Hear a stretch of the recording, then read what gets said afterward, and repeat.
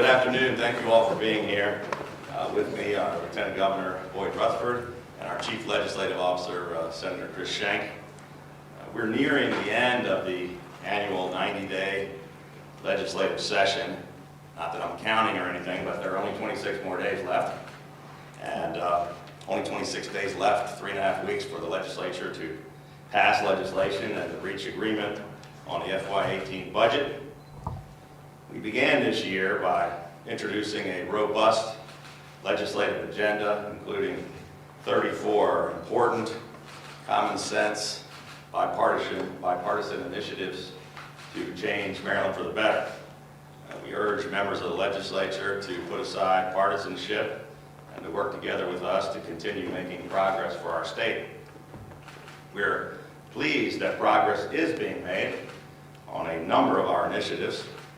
The Protecting the Victims of Sex Trafficking Act, which is part of our administration's Justice for Victims initiatives. It has been approved unanimously in both chambers of the General Assembly. Our Clean Water Commerce Act of 2017, which is part of our administration's continuing efforts to safeguard our environment and to create a cleaner and healthier Maryland, has already passed in both the House and the Senate, as has our bill to improve the state procurement oversight structure. Our P-TECH Schools Act of 2017 has passed in the Senate and is making great progress in the House. There is broad bipartisan support for the More Jobs for Marylanders Act of 2017, which will encourage and incentivize the creation of thousands of jobs in Baltimore City and in other areas of the state where they are desperately needed the most. And we're pleased that that is making progress as well. We're also pleased that legislators are moving forward with a compromise that would finally repeal the disastrous road kill bill, and which will allow 66 of our state's 73 highest priority road projects in every single jurisdiction in the state to be able to move forward. Many of our administration's other important proposals and initiatives are moving forward and making progress towards passage, including the distribution of opioids resulting in death act, our cybersecurity investments incentive tax credit bill, and legislation that creates the Maryland Energy Innovation Institute. We've been reaching across the aisle, working together, compromising, getting things done, and making real progress for the people of Maryland.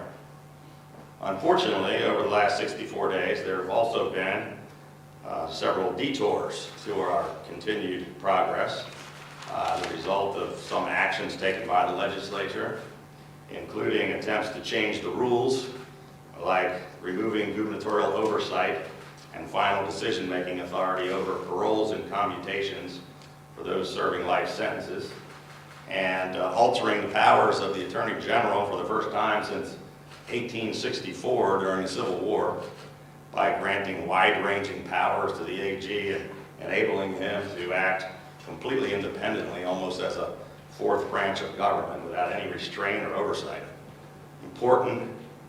They've eliminated important checks and balances, which have always been in place throughout our entire history. Legislative leaders are also threatening to jeopardize the credibility of our state by again talking about reneging on a public commitment made in good faith with agreement from all parties involved, which helped us keep Marriott headquartered here in Maryland. We're troubled by legislation attempting to limit the ability of the State Board of Education to save persistently failing schools where children from low-income families are denied access to a quality education. Many of these actions appear to be an attempt to play politics or stop progress and to slam our state into reverse to return to some of the same failed policies that Marylanders sent us here to change in the first place. We're also concerned that important priority funding is being stripped from our proposed FY 2018 budget. On education, for example, members of the House of Delegates voted to slash funding to public schools and our investments to support 6 new P-Tech schools in Maryland, which they're voting for the bill, but cutting money doesn't make sense to me. But it's a program that's been innovative and enormously successful.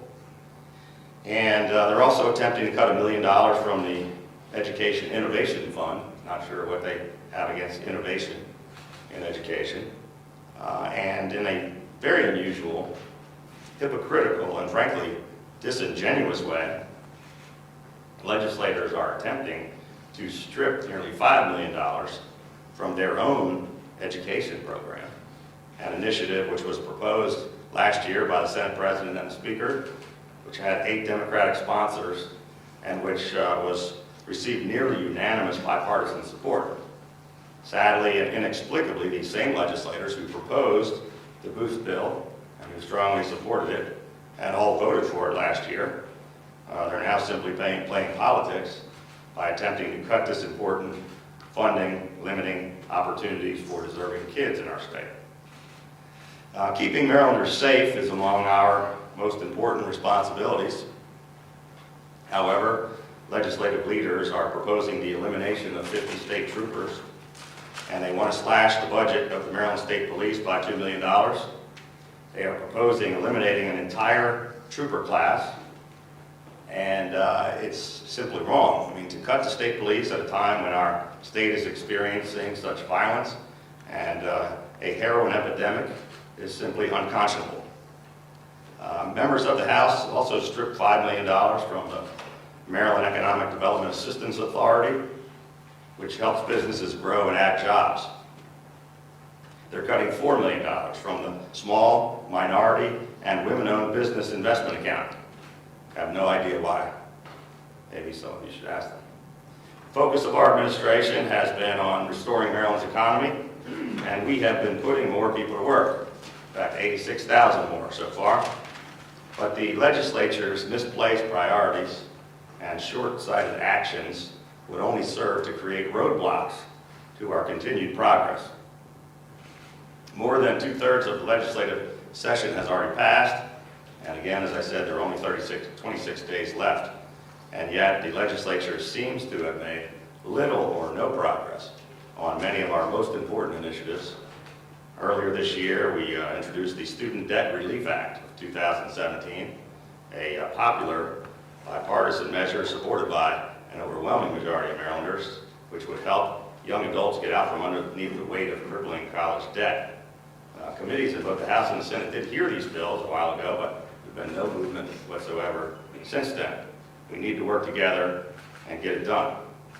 Earlier this year, we introduced our Integrity in Government initiative, a multifaceted effort to strengthen and toughen our state ethics laws and to provide oversight and create transparency.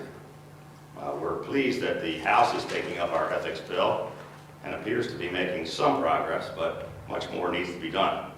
Marylanders are asking how many more public officials have to be indicted before we finally take action to clean up the mess in Annapolis. How long will it be until legislators agree to be held to the same standards as any other state employee in the governor's office by holding themselves accountable with independent oversight? How long before legislators pass the Legislative Transparency Act of 2017, which will require all sessions of the legislature to be live streamed to the public? Marylanders want and deserve this openness and transparency. Again, 26 days left to strengthen our ethics laws. We need to work together to get that done. And there could be no possible excuse for keeping the nonpartisan redistricting reform bill hidden in a drawer once again. It cannot continue to simply ignore the will of nearly everyone in Maryland. It's time for legislators to join with us and set an example for the entire nation. Bring this bill to the floor of both houses for an up or down vote. There are just 26 days left.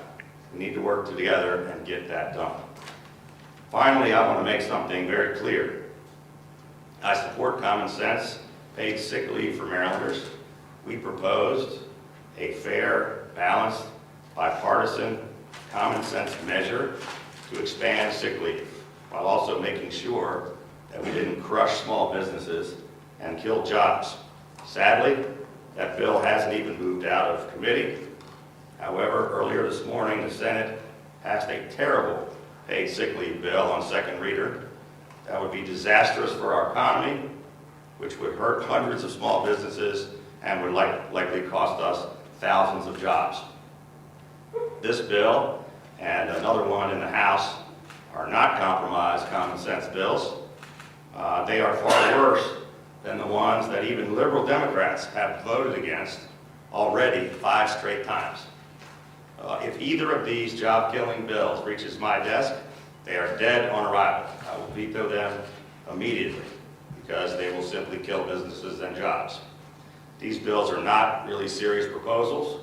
They are an attempt, simply partisan attempt, to put points on the board to use against me in a campaign in 2018, which Democratic legislative leaders said was their primary objective of this session.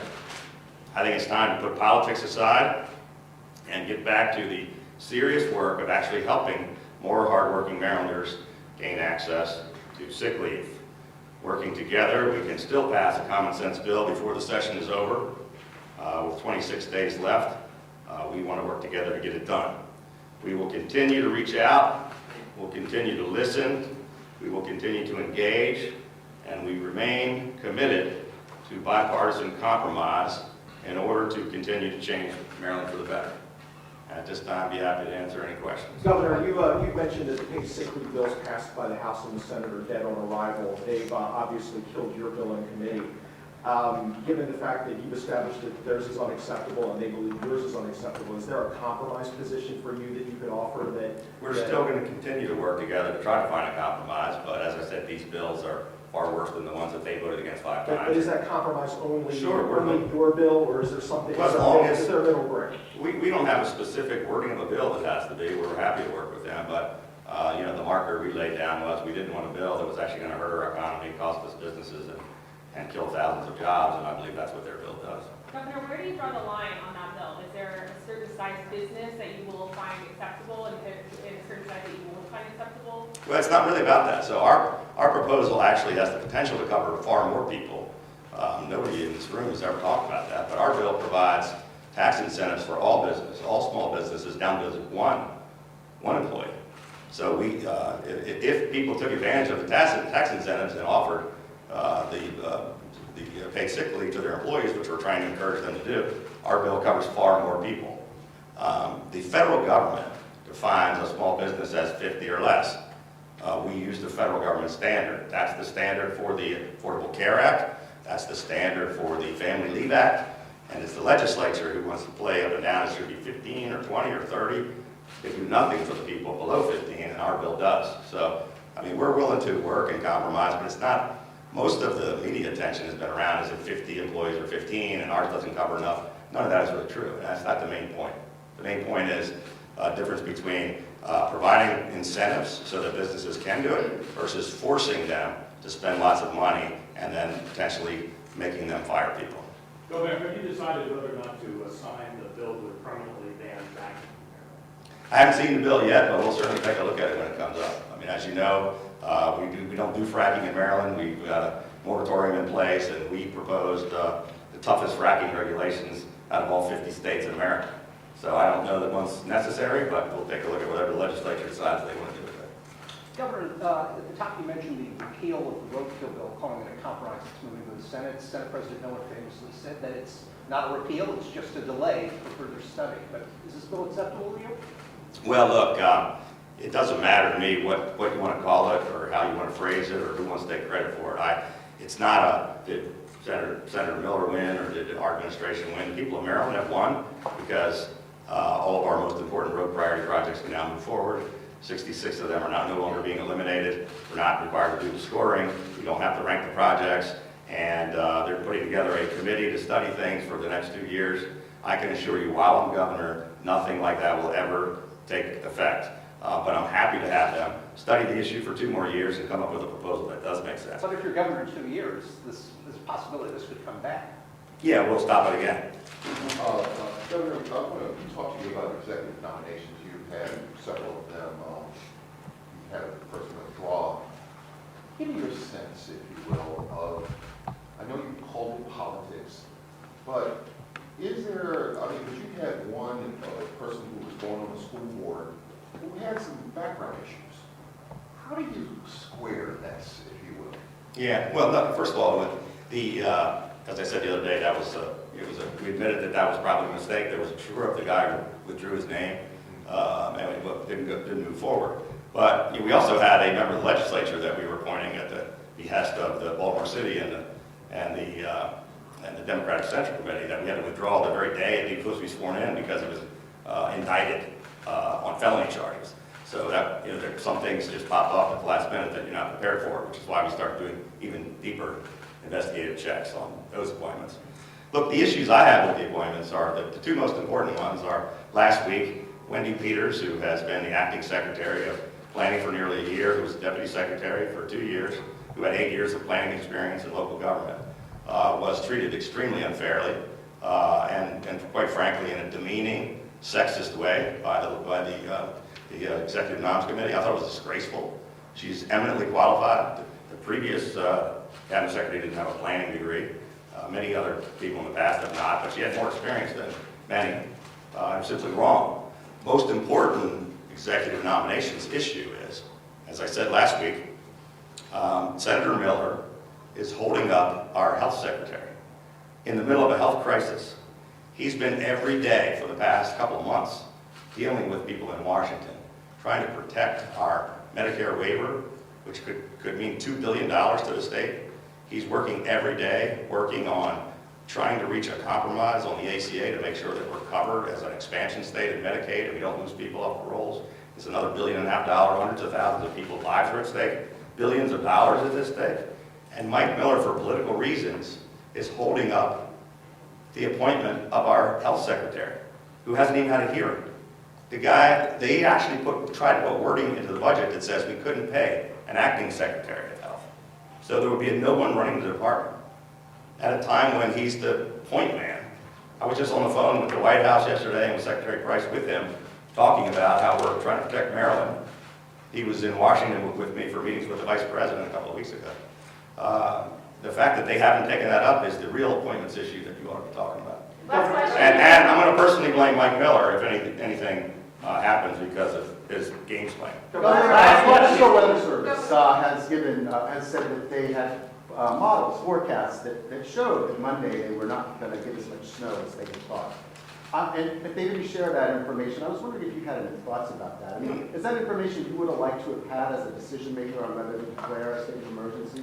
Well, we had all of the information. Our Maryland Emergency Management Agency was in complete, constant hourly contact with them. We had printouts and modeling of there's like best case scenario, most likely scenario, and worst case scenario. And under the most likely scenario for Maryland, right up until the moment that we declared a state of emergency, they were calling for 12 to 18 inches in Carroll and Frederick, 12 inches in Baltimore. It was really pretty bad, so we're very lucky that it didn't happen. We don't really control Mother Nature, but we had the most recent information. Virginia, Pennsylvania, Delaware, New Jersey, every other state all declared a state of emergency. But we had all the information we needed. The weather just changed. But they had information. They had information Hey, guys, saying calm down. that it was going to be less than that, and it did not. I'm not aware of that. Governor, Thank you, guys. following up on the appointments question, you've appointed Dave Gardner to the Physicians Board. There have been some criticisms about her stance on abortion and some calls to have her removed. Can you talk a little bit about why you chose to appoint her and whether or not you would seek to withdraw her name from nomination before Friday? Yeah, well, so we have withdrawn her nomination. There's no litmus test that says every single person that fills all of our 7,000 appointments has to believe the same way. So, it wasn't like just because the woman happened to be pro-life instead of pro-choice, it wasn't enough reason to attack her. But she didn't want to go through that kind of thing, and we did withdraw the nomination. All right, So thank you very much.